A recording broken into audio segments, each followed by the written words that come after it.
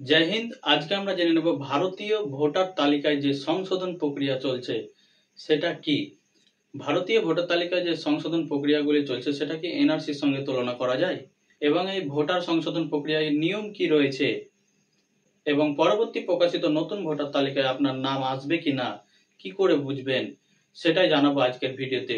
তো চলুন দেখে নিই আমরা বোর্ডে। ভারতবর্ষে যে ভোটার তালিকা সংশোধন প্রক্রিয়া চলছে তার নাম দেওয়া হয়েছে এসআইআর, যার ফুল ফর্ম হচ্ছে স্পেশাল ইন্টেনসিভ রিভিশন, যার বাংলা অর্থ হলো বিশেষ নিবিড় সংশোধন। তো এই ভোটার তালিকা সংশোধনের কারণ কি, এর লক্ষ্য কি রয়েছে, তো চলুন আমরা দেখে নিই এর লক্ষ্য কি রয়েছে।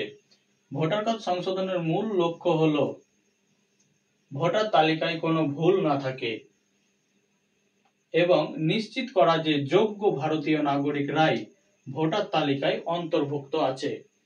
তো এর মূল লক্ষ্যই হচ্ছে যে বাইরের কোনো নাগরিক, বহু অনুপ্রবেশকারী যারা ভোটার তালিকায় নাম রয়েছে এবং ভোটার আইডি কার্ড বানিয়ে তারা ভোট প্রদান করছে, তাদেরকে ছাঁটাই করা এবং প্রকৃত যারা ভারতীয় নাগরিক ভোট প্রদানের সুযোগ পাবে।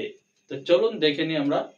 এসআইআর করা হবে, সেই প্রক্রিয়ায় কি কি প্রমাণ দিতে হবে। এসআইআর প্রক্রিয়াতে প্রমাণ আপনাকে দিতে হবে। আপনি যদি ভারতীয় নাগরিক হন তাহলে আপনাকে প্রমাণ দিতে হবে যে আপনি ভারতীয় নাগরিক, এমন আপনার কাছে যথেষ্ট প্রমাণ রয়েছে।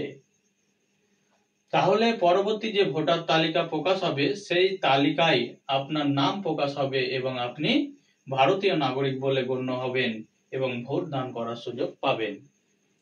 তো বুঝতে পারলেন, এমন কিছু ডকুমেন্টস প্রুফ আপনার কাছে থাকতে হবে যাতে প্রমাণ হবে যে আপনি ভারতীয় নাগরিক, এবং পরবর্তী যে ভোটার তালিকা প্রকাশ হবে সেই তালিকায় আপনার নাম থাকবে এবং আপনি ভোট দান করার সুযোগ পাবেন। তো এবার চলে আসি আমরা নাগরিকত্ব পরিচয়ের প্রমাণপত্র। তো নাগরিকত্ব পরিচয়ের প্রমাণ দেওয়ার জন্য আপনাকে কি কি ডকুমেন্টস লাগবে, যেটা ইসিআই অর্থাৎ ইলেকশন কমিশন অফ ইন্ডিয়া উল্লেখ করে দিয়েছে।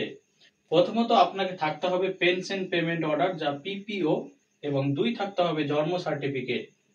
3 নম্বরে থাকছে আপনার ভারতীয় পাসপোর্ট। তারপরে রয়েছে স্কুল সার্টিফিকেট, যে স্কুল বোর্ড সার্টিফিকেটে রয়েছে মার্কশিট। তারপরে রয়েছে জাত শংসাপত্র, যা কাস্ট সার্টিফিকেট অর্থাৎ এসসি এসটি ওবিসি যেগুলো রয়েছে। এরপরে আসছে স্থায়ী বাসিন্দা শংসাপত্র, যা পার্মানেন্ট রেসিডেন্ট সার্টিফিকেট। 7 নম্বরে রয়েছে জমির মালিকানার নথি, যা ল্যান্ড পজিশন। 8 নম্বরে রয়েছে জব কার্ড ছবি সহ MGNREGA, এবং 9 নম্বরে রয়েছে স্বাস্থ্য বীমা স্মার্ট কার্ড, যা শ্রম মন্ত্রণালয় দ্বারা জারি করা হয়। 10 রয়েছে ড্রাইভিং লাইসেন্স, এবং 11তে রয়েছে ব্যাংক বা ডাকঘরের পাসবুক ছবি সহ।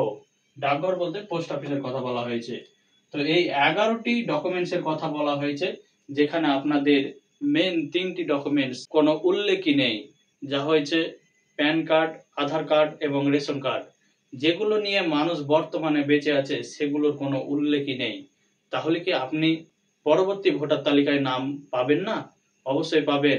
আপনাকে এই 11টি ডকুমেন্টস এর মধ্যে যে কোনো একটি ডকুমেন্টস দেখাতে হবে, তাহলে কিন্তু আপনি পরবর্তী ভোটার তালিকায় নাম প্রকাশিত হয়ে যাবে।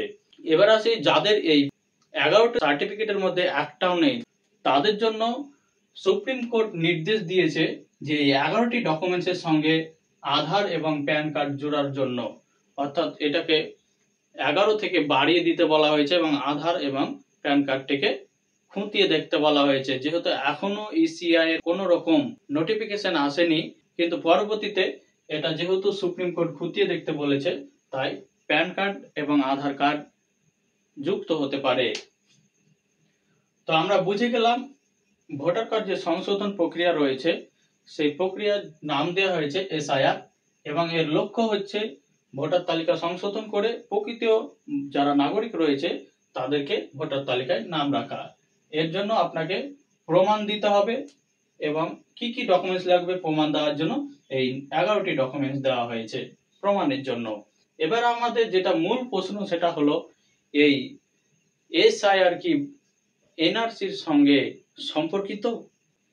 তো এনআরসি এবং এসআই সম্পর্কিত আমরা পরবর্তী ভিডিও নিয়ে আসবো পার্ট 3 তে।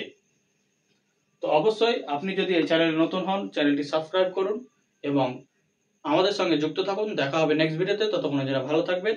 জয় হিন্দ।